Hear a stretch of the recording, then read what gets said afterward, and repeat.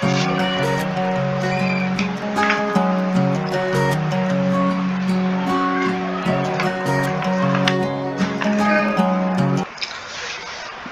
મિત્રો, અહીંયા કોમ્પિટિટિવ એક્ઝામમાં પૂછાતા પ્રશ્નોમાંથી અમુક પ્રશ્નોનું સોલ્યુશન તમને આપવામાં આવ્યું છે.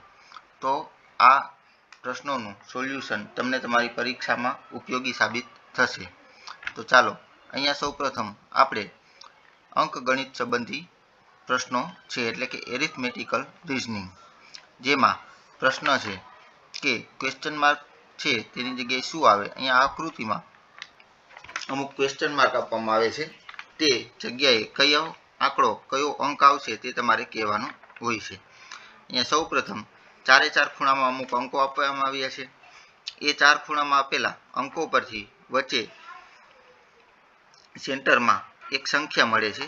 જે સંખ્યા છે તેમાંથી એક ક્વેશ્ચન માર્ક આપવામાં આવેલું છે. તે જગ્યાએ તમારે કઈ સંખ્યા આવશે તે તમારે અહીંયા કહેવાનું છે. તો તેના માટેનું અહીંયા સોલ્યુશન જોઈએ. સૌપ્રથમ અહીંયા આપણે જોઈશું કે 6, 4, 5 અને 9 આપેલું છે. હવે સામાન્ય રીતે અહીંયા આપણે જોઈએ તો મોટાભાગે સામસામેની સંખ્યા હોય તેના પરથી વચ્ચેની સંખ્યા આવતી હોય છે. તો અહીંયા આપણે જોઈએ કે સૌપ્રથમ પેલી ખાલી જગ્યા છે તેમાં 34 આવે છે. જે કઈ રીતના આવે છે તો કે અહીંયા આપણે 9 અને 6 નો ગુણાકાર કરેલો છે, 5 અને 4 નો ગુણાકાર કરેલો છે. હવે 9 અને 6 નો જે ગુણાકાર છે તેમાંથી 5 અને 4 નો ગુણાકાર બાદ કરીએ. અહીંયા જોશું કે 9 છક 54, જેમાંથી 5 ચોક 20 બાદ કરીએ તો અહીંયા 34 જવાબ આવે છે. તે જ રીતના અહીંયા 45 આવે છે. તો તે કઈ રીતના તો કે તેમાં પણ એ જ રીતના સરખી રીત વાપરવામાં આવેલી હોય છે. અહીંયા જોઈએ કે સામસામેની સંખ્યા એટલે કે 9 અને 8 નો ગુણાકાર કર્યાનો અને તેમાંથી 9 અને 3 નો ગુણાકાર બાદ કરવાનો છે.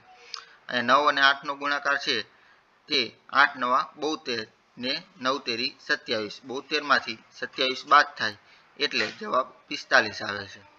હવે તેના પરથી અહીંયા વચ્ચે ક્વેશ્ચન માર્ક છે તે આપણે શોધવાનું છે.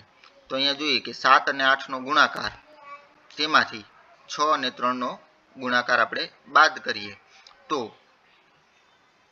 7 × 8 = 56 માંથી 6 તેરી 18 બાદ કરીએ તો અહીંયા જવાબ છે એ તે 38 જવાબ મળે છે. આમ આ બે આકૃતિની રીત પરથી અહીંયા આપણે ત્રીજી આકૃતિમાં વચ્ચે ખાલી જગ્યામાં કઈ સંખ્યા આવશે તે આપણે જોઈ ગયા. આમ જવાબ 38 આવે છે. તો આવા જ આગળના પ્રશ્નોના સોલ્યુશન માટે